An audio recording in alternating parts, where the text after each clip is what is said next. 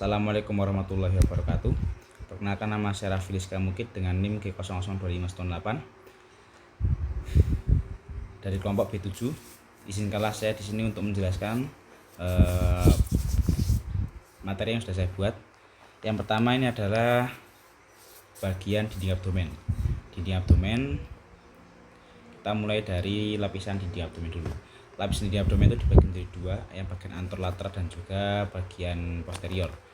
Yang kita bahas pertama adalah yang bagian anterolateral. Di lapisan dinding abdomen anterolateral itu dibagi menjadi 7. Yang pertama itu adalah bagian kulit yang paling luar. Kemudian di dalamnya ada fascia superficial. Fascia superficial ini dibagi menjadi dua. Ini fascia Kemper yang berisikan lemak, dan juga fascia scarpa yang merupakan lapisan membranous tipis dengan sedikit atau tanpa lemak. Kemudian di dalamnya ada fascia profunda yang membatasi antara fascia superficialis dengan juga bagian ototnya, melapisi bagian otot. Kemudian yang dalamnya fascia profunda itu ada bagian-bagian otot. Otot yang pertama ada otot externus obliquus, musculus obliquus externus abdominis yang paling luar, externus, yaitu dia mengarah keluar, bentuknya seperti huruf V.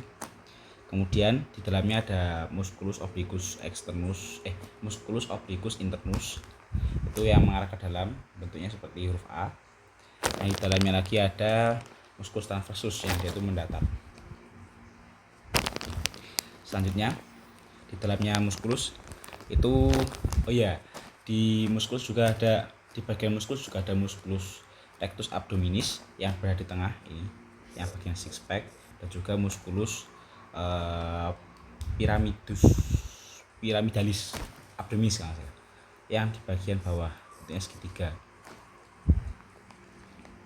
Nah, selanjutnya di dalamnya musculus ada fascia transversalis. Fascia transversalis itu yang memisahkan antara bagian dalam dan bagian luar. Jadi dia di bawahnya musculus transversus. Kemudian ada fascia extra peritonealis yang juga berisikan lemak. Yang terakhir paling dalam ada fascia parietal peritoneum. Selanjutnya kita masuki bagian lapisan abdomen posterior. Di bagian lapisan dinding abdomen posterior ini mirip dengan yang di luar. Yang paling luar juga ada kulit, kemudian ada fascia superficial. Tapi bagian yang belakang ya mirip sama yang di depan. Kemudian ada bagian muskulusnya. Ini ada musculus latissimus dorsi, ada musculus serratus posterior bagian inferior. Nah, ini ada quadratus lumborum, ada musculus erector spinae, ada musculus psoas major.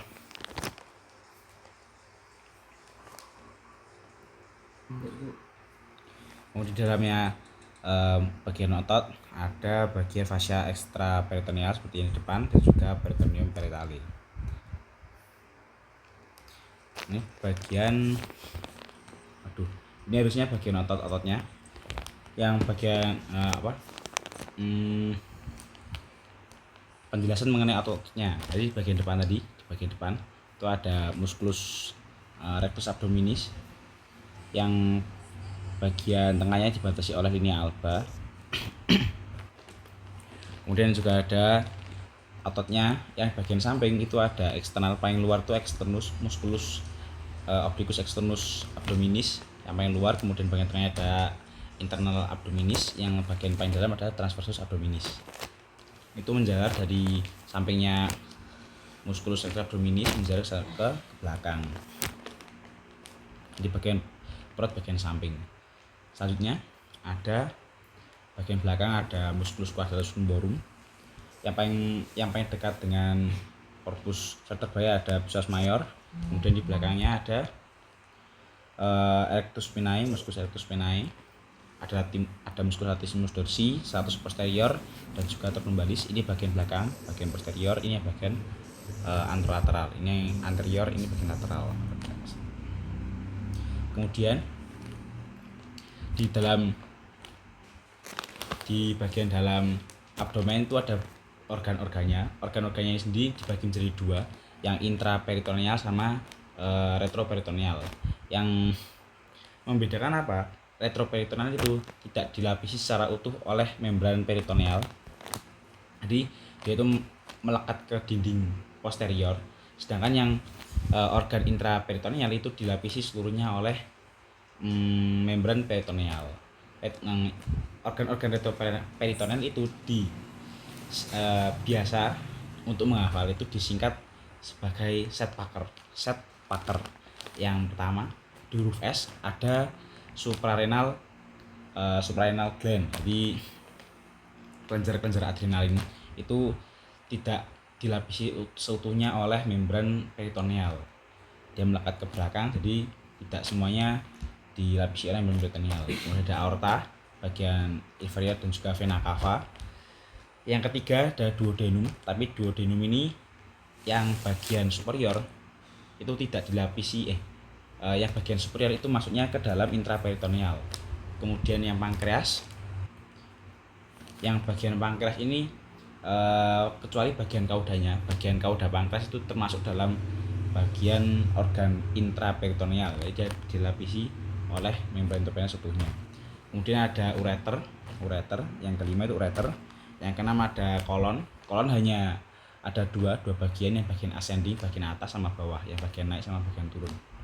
Yang bagian transversum sama sigmoidnya enggak.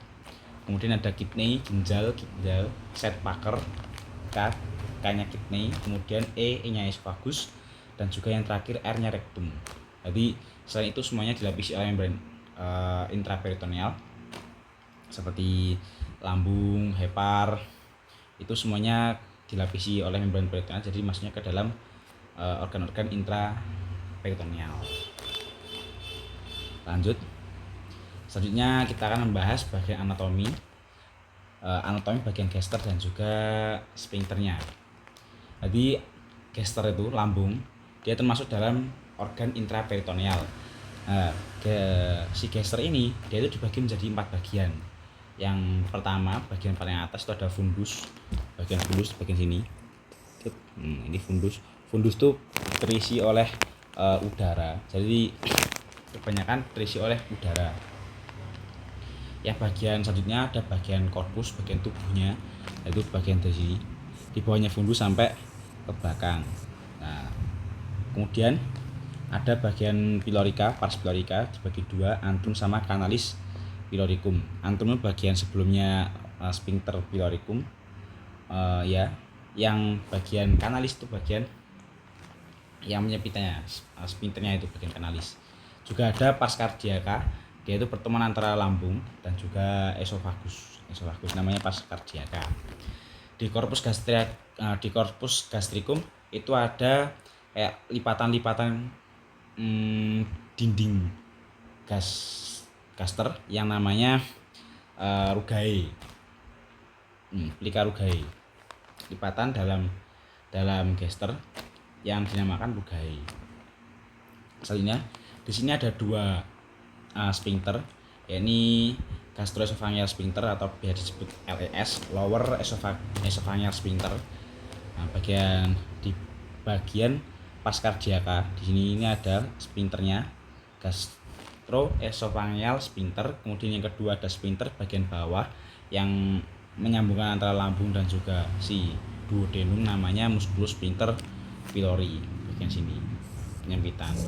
Jadi sphincter itu apa? Sphincter itu kayak katup yang menjaga agar kayak banyak pintu masuk, biar ada barang-barang yang sembarangan masuk. Kemudian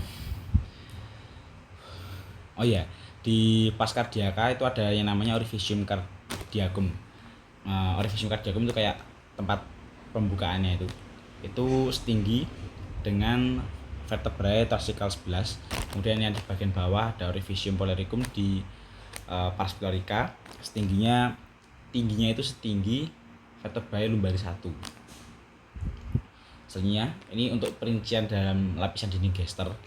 Jadi dinding gester itu dibagi menjadi 4. tunika serosa, tunika muscularis, tunika submucosa dan juga tunika mucosa. Di tunika serosa bagian paling luar itu tempat nyambungnya omentum minus sama omentum maius. Omentum minus ini bagian ini. Nanti ada kayak ligamen ke hepar namanya omentum minus, kemudian ada omentum maius bagian luar ini menyambung ke organ-organ lain namanya omentum maius. Kemudian tunika muscularis. Tunika muscularis dari kata muskular namanya otot, yang bagian paling luar namanya stratum longitudinum. Jadi strata yang lurus itu paling luar, ini lurus memanjang. Pada regio piloricus menebal menjadi ligamentum piloricum di regio piloricum. Kemudian ada stratum circularum. Stratum circularum itu yang circularumnya menyamping, ini yang menggaris ini. Nah, itu pada daerah duodenopiloricae menjadi sangat tebal, menjadi sphincter. Jadi pembentuk sphincter ini stratum circularum. Kemudian terakhir ada stratum oblique. Stratum oblique yang paling dalam itu di bagian omentum minus, bisa menjadi ketika gesternya kosong itu menjadi jalur yang menghubungkan antara pars cardiaca ke pars piloricus tanpa memasuki korpus lambung, yang itu bisa dimasuki dilalui oleh cairan. Kemudian selanjutnya kita akan bahas letak-letak dari appendix. Appendix ini apa? Appendix ini adalah usus buntu. Nama ilmiahnya adalah appendix. Dia itu umumnya letaknya ada 5 bagian. Jadi ini variasi bagian dari letak appendix. Yang pertama ada retrocekal. Dia ini yang paling banyak ditemukan. 64 populasi manusia letaknya di retrocekal, yang dimana letaknya itu ketika disamakan dengan jam itu searah dengan jam 11. Jadi mengarah jam 11, lingkaran jamnya jam 11. Kemudian ada bagian yang kedua dengan populasi 32 manusia itu yang dinamakan letak appendixnya pelvic. Pelvic ini mengarah ke bawah ke arah jam 5. Kemudian yang ketiga ada subsekal, populasinya 2%, menghadapnya ke jam 6. Subsekal jam 5, jam 6 jadi ke bawah. Yang keempat dan kelima ini arahnya sama, menghadap ke arah jam 1 atau jam 2. Yang pertama ada preileal, itu populasinya sekitar 1%, namanya preileal. Ileal itu kata ileum, jadi itu di depannya ileum. Yang terakhir ada postileal, populasinya sekitar 0,5%, sama kayak preileal, dia itu menghadap ke arah jam 1 atau jam 2, berada di belakang ileum, dia kata pos belakang. Ileal, ileum, postileal di belakang ileum. Nah, letak appendix ini menurut garis Monroe-Victor itu ditarik di pucuk sias ke umbilicus. Ini ditarik garis, namanya garis Monroe-Victor. Dia itu berada di sepertiga lateral. Titiknya appendix itu dinamakan titik McBurner point. Itu namanya titik McBurner point. Ya, sudah cukup sekian. Terima kasih atas perhatiannya. Saya ucapkan wassalamualaikum warahmatullahi wabarakatuh.